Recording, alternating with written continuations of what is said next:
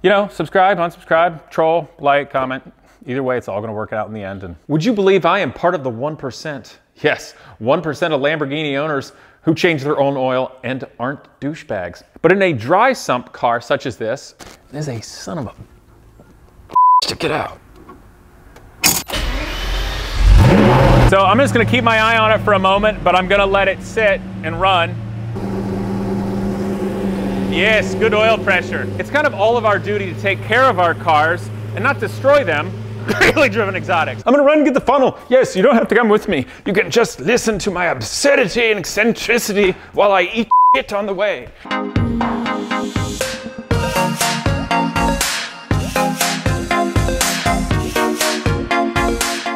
Well, today is the end of the day and I am changing oil in the Murcielago. Yes!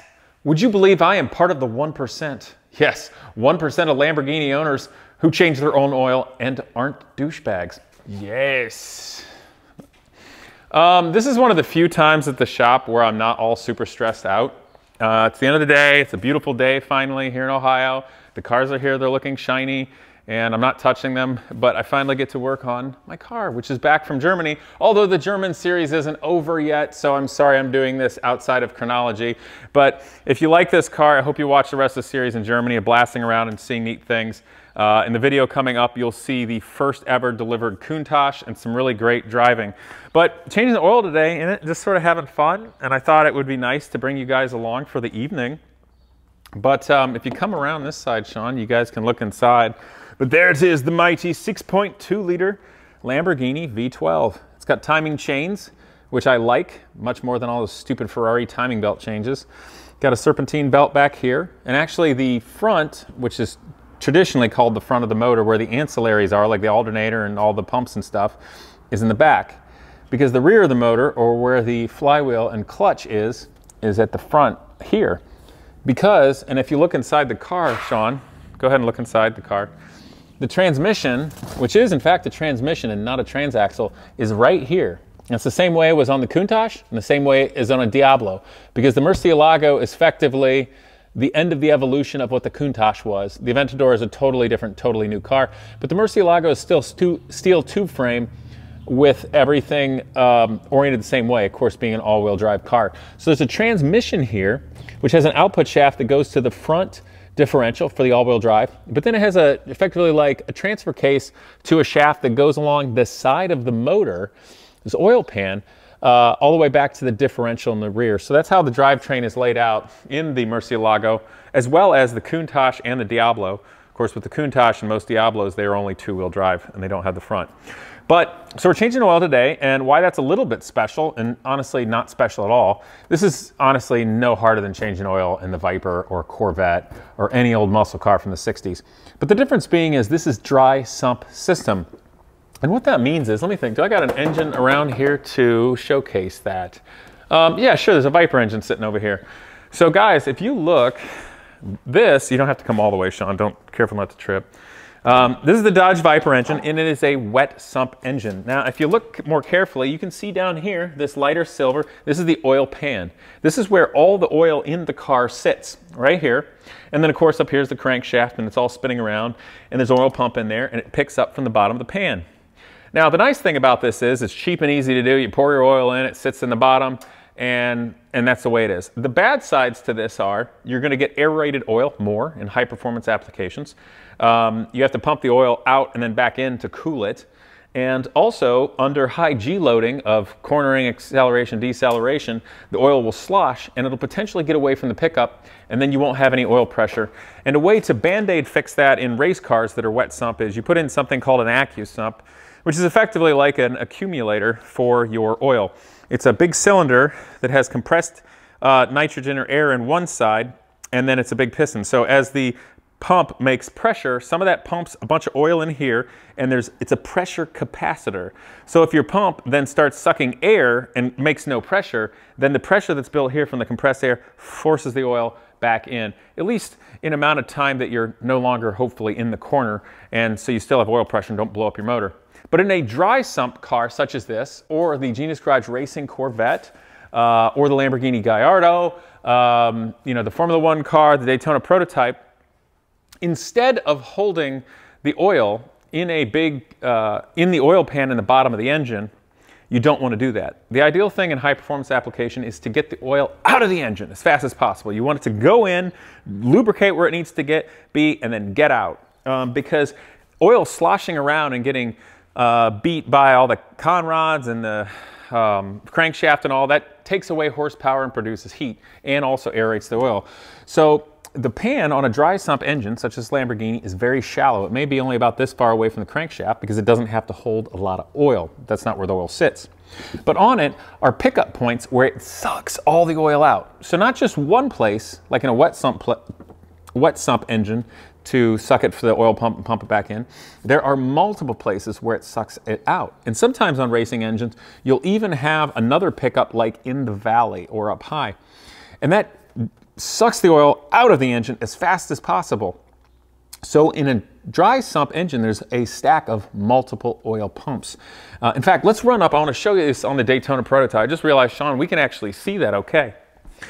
But typically you'll see that illustrated with small block Chevys on the front of sprint cars, on NASCARs, any small block Chevy racing thing. It's really easy to see that. So in this Daytona prototype, it's really wide open for you guys all to see that this is the Genius Garage car, of course. But here, this tank here, this is the dry sump oil tank. So this is where the oil is stored while this car is driving. Now the beauty of it being circular is that when the oil is first pumped in, it is done so on a tangent. So it swirls like that. And by swirling it, it's like a centrifuge is also for the bubbles. So by the time it all gets to the bottom, you've got no bubbles in it. And the bottom is where a dedicated pump on the dry sump stack sucks the oil from the bottom of the oil tank here and pushes that into the motor to everywhere it needs to be lubricated. Now, of course, in doing this, depending on how your car is configured, you can have a heat exchanger, which pumps the water through the cooling system to it to kind of preheat your oil faster, as well cool it down, which you can see here. Come on over, Sean. Come on behind me. You can see it.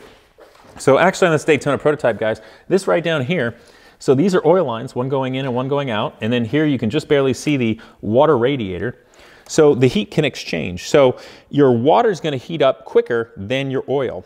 But if you do this, the temperature and the heat energy from the water will heat up the oil quicker, which is what you want in an engine. You want your engine to come up to temperature quickly with the oil so it expands and all the passageways do it, and the oil's to where it needs to be to operating temperature to go fast first. Warming up an engine is tedious and takes energy and is not as nice to the engine. So that helps get us up to temperature faster. But this car actually also has an air oil cooler here. So that helps it heat up quicker, and then this keeps it cool. But there is the big tank. I don't know if, did you go over there and look at that? The big tank. And of course there is a spin-on filter down here, and in here is a fine mesh screen to pick up any kind of metal particulate from a race motor. So really what's going on with this very high-tech Daytona prototype is very much, guys, like the way the Lamborghini Murcielago is. These are very similar cars. It's a steel tube frame. This one has a V10 engine from BMW that's dry sump. Of course, the transaxle back here, very high-end stuff, and a carbon fiber body. So really, the Daytona prototype is sort of just a little more stripped down, edgy Murcielago in a way. Of course, this one's only two-wheel drives, but come on back. Funny little birds. What are those birds doing? They're like doing a mating dance or something. This bird with his tail feathers up in the air and all poofed. Oh, there's a robin. Oh yeah, they're doing a mating dance. Well, they still look less ridiculous than the Formula One drivers who were dressed like they were going to go to a Pride festival in that latest Vanity Fair, what I can only assume was for shock value. Very strange. So anyway, we're gonna put some oil in this. So because this is dry sump, there's a way to do it. First of all, I drained the tank, put the cap back on. Then I drained the sump pan of the motor. A few quarts came out, maybe 3. Out of here, all the rest of them came out. And then, of course, I changed the filter. Now, before I put the new filter on, you guys want to remember this, especially since the filter is oriented this way, I filled the new filter with fresh oil, which is a smart thing to do because when it has to start sucking and pumping, it doesn't have to fill that void before it pressurizes your engine internal. So that's a pretty important thing to do. Also, Sean, I'm being an idiot. I forget to get the funnel. Remember? I'm gonna run and get the funnel. Yes, you don't have to come with me. You can just listen to my absurdity and eccentricity while I eat shit on the way. Although I don't know where the hell I put that funnel. Damn it. I thought I had one. Hey Sean, do you actually remember if we had a long skinny funnel or not? Really? Damn it. Man, I am getting old or something. It's over here? Nope. Stupid. Well, today I'm putting the air quotes on Genius in Genius Garage. Oh, is it over here? Yes. Welcome everybody. This is riveting YouTube. You're welcome. You could be out doing something. Kissing a girl? Moving out of your mom's basement? No, I'm kidding. I know you guys aren't. Well, maybe some of you. Damn it. Where's my funnel? Or you could be here helping me find my funnel. Gosh, you guys are thoughtless. So the oil sump tank on this Lamborghini is here. And this is the dipstick. And it's held in with some O-rings. There's a son of a bitch to get out. Oh, I didn't hurt myself. That's good. So this is the dipstick. It's long and fancy. So I'm gonna set that there. I gotta get a funnel up in there to fill it, which is not the easiest angle. We've got 3.5 quarts in it total, with about a half quart in the oil filter already. So we're gonna put 6 quarts into, man, that's barely gonna work. Damn it. Now I gotta take your time, because also all your headers are down there, so they're not super hot, so it's not gonna ignite, but it's just gonna be a pain in the ass. Yeah, boy. Yeah, boy. Okay, here we go. This is totally gonna work. Totally gonna work. Genius! Genius! Air quotes gone.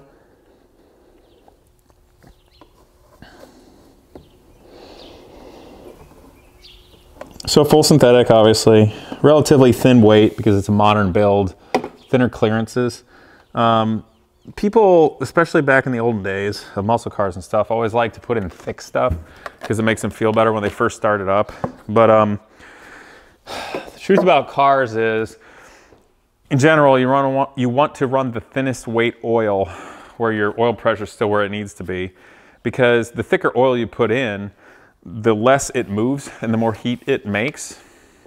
And you may have plenty of oil pressure, but if you've got no oil flow going to tight tolerances of bearings, yeah, that can be really bad really quickly. So you need the oil flow to keep them cool and keep them lubed, as long as you have the pressure you need to create the cushioning effect. And that's kind of my dumb way of explaining it. And now I hope I don't spill this. So a couple things you might think of is like, okay, so the motor, when I put 3 quarts back in the motor to be in the pan, so it's primed to be sucked by the suction parts of the pump, and then you put the rest in here into the tank for the pressure, which is the most important. Now, assuming your dry sump system and all the pumps are operating the way they should, there's no crazy leaks like pumps haven't stopped or something crazy, it will find its nominal place. So if I put a little bit too much oil in the motor, notice I said a little, or theoretically a little too little, it'll eventually equal out. So if there's too much, let's go to extremes. Do not ever do this. If I put all the oil in the motor and it didn't like hydrolock or do something terrible when you go to start it up, it would not get any pressure from the sump tank, but eventually the sump pumps would pump it back into the sump tank, and then hopefully that would pick it up and start pressurizing it. So it would eventually nominalize, even though you totally screwed your engine. If I put nothing in the motor, but I put plenty in the sump tank, that would be less worse, because it would immediately start drawing it from the sump tank and pressurizing all the important things in the motor. And the only thing that it would like hurt is that the scavenging oil pumps that just pull the old motor oil out of the motor, hopefully they would not lose their prime. If they lost their prime completely, what would happen is you'd pump all the motor into the oil eventually and it wouldn't suck out. So this is why it's important that you put, say, like 3 quarts in the bottom. So that's for the suction part, or the scavenge. And then you put the rest in the sump tank, so it'll all be good and it'll equalize. So you put in not the full amount. So then afterward, you fire it up, it should be happy, and you let it be at a certain operating temperature, which is preferable just to do and let it idle rather than go romp on it, because you'll potentially have too low oil. If you do it right, you'll have a little less oil, you know. So it's better to just let it get up to a temperature where the oil is warm and it's flowing the way it should. Now, the Murcielago, if I'm not mistaken, which I will check again, so don't hold me to this right now. You basically just get it up to temperature and you run it. Now, the thing about the Gallardo and the Murcielago, they have slightly different important changing the oil, checking the oil height, but the level, but it's both important. So as an example, in the Gallardo, it's got to be up to temperature. And then, you know, I drive it and I come in and you're idling, but you have to hold it at like 2,500 RPMs for like 45 or 50 seconds. And then let it drop. I let it idle for a second. You shut it off, then you change it. And the reason you do it not at idle, but at 2,500 RPMs, it was designed for the car to run and be nominal there. So that's why they just basically say you bring it in, up to temperature, hold it at 2,500 RPMs for 45, 50 seconds, let off, shut it off, then check it. Murcielago is basically exactly the same way. I think it might differ ever so slightly in the RPMs or the temperatures, the time or something. But basically that's it. You need to get a reading from that that reflects what it will be driving down the road at speed while it's up to temperature. Now, why you have to do that in a dry sump car such as the Gallardo or this is because, and in the Gallardo when I first bought it, I didn't realize it had that process. So I went to check the oil one morning and it was super low. And I was like, holy crap, what idiot before me didn't put any oil in this? So I'm like, oh my God. So I drove it slowly to an auto parts store. This is when I was down in Texas and bought it. And I bought some oil for it, but I read how to check the oil level. And what I realized was that you have to hold the RPMs up. And what happened was, since the car had been sitting overnight, the oil from the sump tank drained down into the pan somewhat and gave me a lower reading when I looked at it. And that's why I freaked out. But in actuality, the car was just fine. So everything was hunky-dory there. But it still freaked me out, but I felt a lot better after I knew.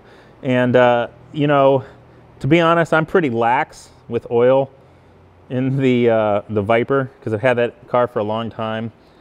The engine, let's be honest, is not as like tight.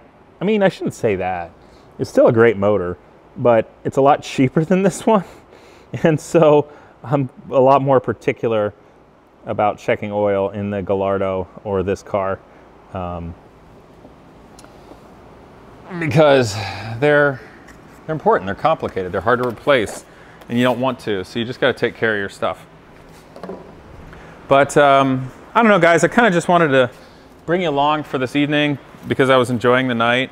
And this is just like what every car guy and gal does everywhere. It's just hanging out on a nice evening, changing their oil, maybe getting ready to go have some fun. I'm gonna go to Cars and Coffee in a couple days. I'm excited for the season opener.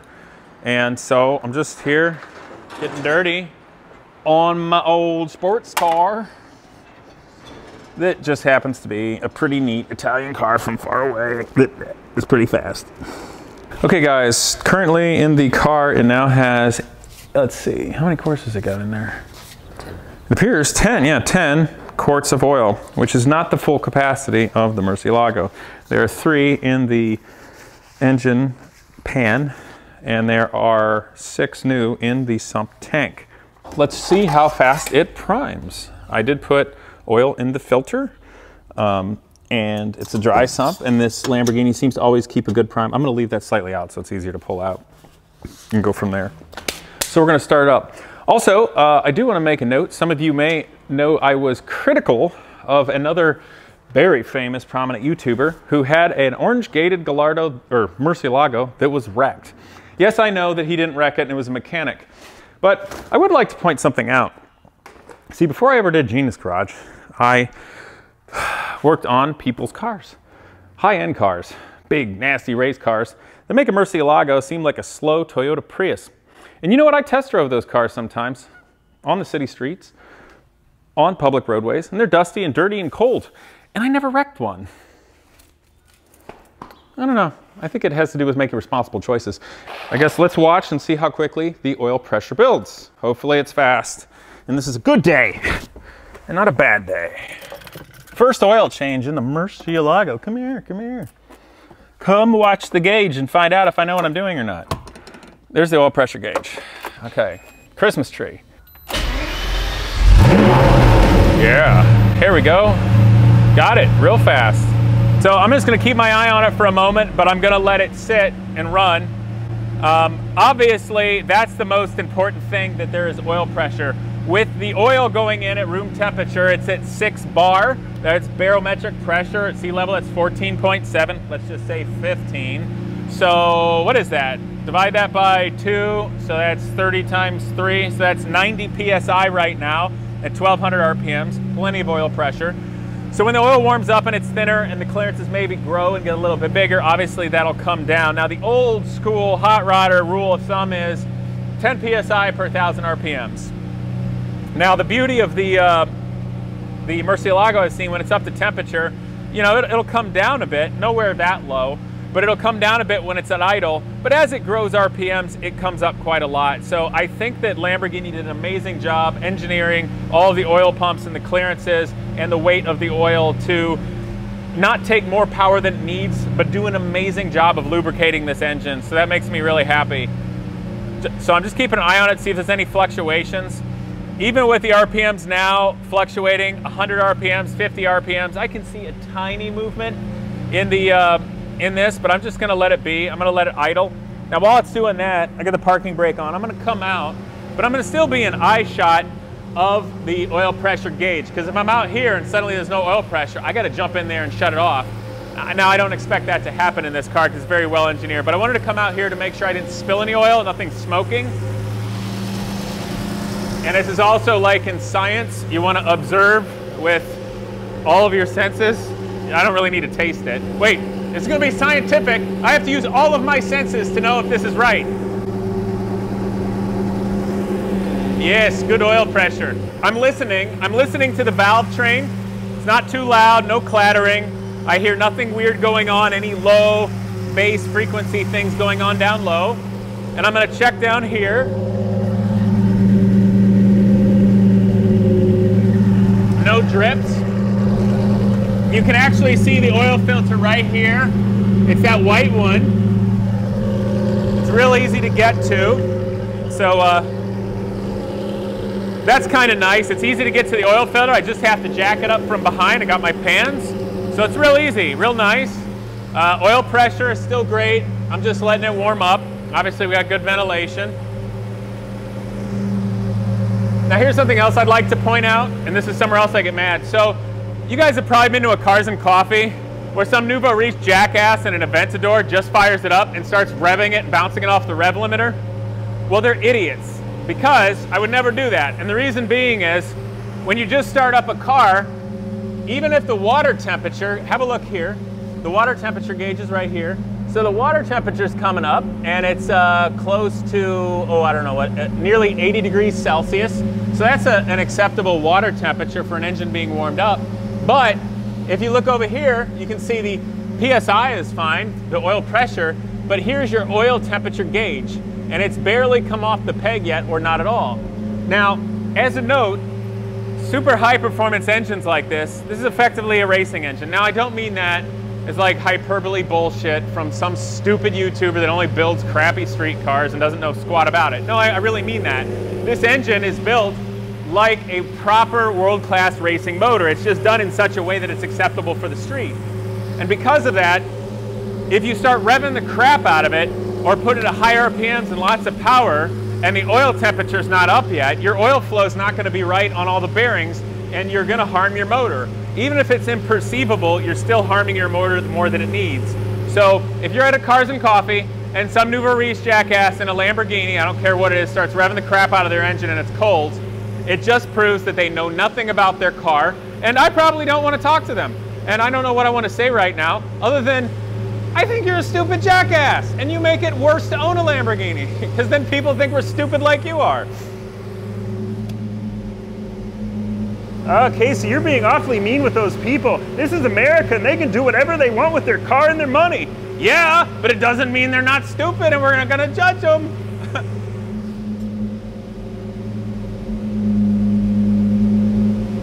But I think a lot of y'all realize that and understand it, and it doesn't matter whether your car that you always dreamed of is a Miata.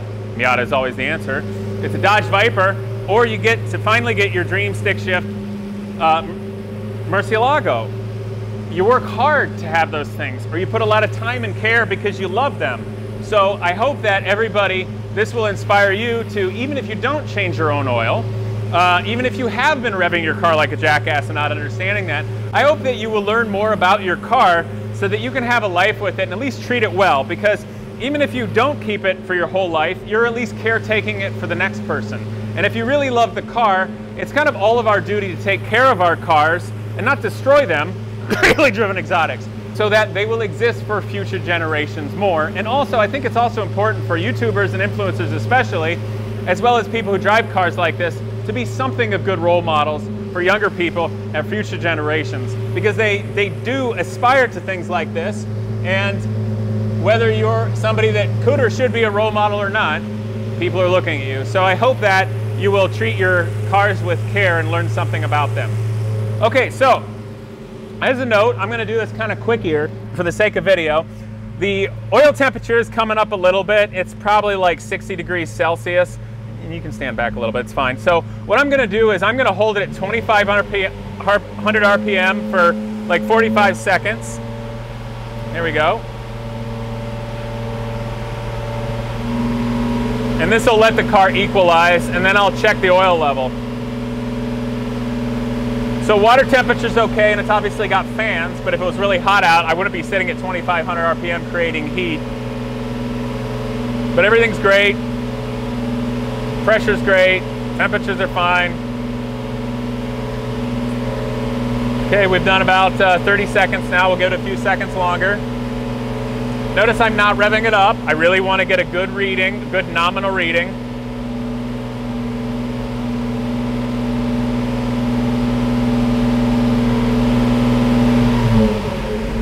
Let it come down, kill it. Okay, so that's that. And I don't have to like freak out and rush out here to do it, but I need to come up a little quicker. Now it was how much do we do? Three and a half quarts in the pan. It's a half quart in the filter. So there's 10 quarts in here total that we put in. Now, you're not gonna get all of the oil out. You don't necessarily want to, because then you lose your prime. There we go. And it's gonna be a lot cleaner, harder to see. Can I even see it on the stick? Nope, not yet. It's too low. So what we're gonna do, we're gonna add a whole quart. And it's probably gonna need a couple. So if that's 10 and it drained most of it, I think this thing takes better part of 13 quarts, which I really hope these 3 will do it. I got a couple at home. If you guys notice, I've got the big 5-liter here, which is a lot easier to pour in the Gallardo than this because it's really hard to get to. So I hope I have enough, or we'll be pouring some of those into these little ones to get to it. Okay, so I'm checking my filter again. I don't want to accidentally get anything stuck to it, falling down in my sump. I know that seems over picky, but hey, I don't want to have to afford another motor. That would be bad. That would be really expensive. Okay. Now I'm being more careful here, guys, because the car was just hot. So the catalytic converters were coming up to temperature, the headers were getting hot, and I am currently pouring oil above the headers. Now, synthetic oil's got a higher flash point and all, but I definitely don't want to go spilling it. Well, hot exhaust. It would probably be just fine. It would smoke a lot, but let's not find out. How about that? Okay, so that was one. Put that over there so I can keep count real well. My other tip is to put your finger under the funnel, because there's still going to be residue in it. I'm going to set it down like this so it drips onto that. I'm also going to go like this to make sure there's nothing sticking to oil residue. Shove it in all the way. Oh, I gotta have the joy of trying to get it out. Oh, come on, yeah. Okay, what do we got here? That's it. I hope you guys enjoy your car, and whatever it is that you have, at whatever price range, I hope you enjoy it and take a lot of pride in it. And who knows, maybe one day you'll be driving around a stick shift Lamborghini. We can go have a good time. So, you know, subscribe, unsubscribe, troll, like, comment. Either way, it's all gonna work out in the end, and see you next time.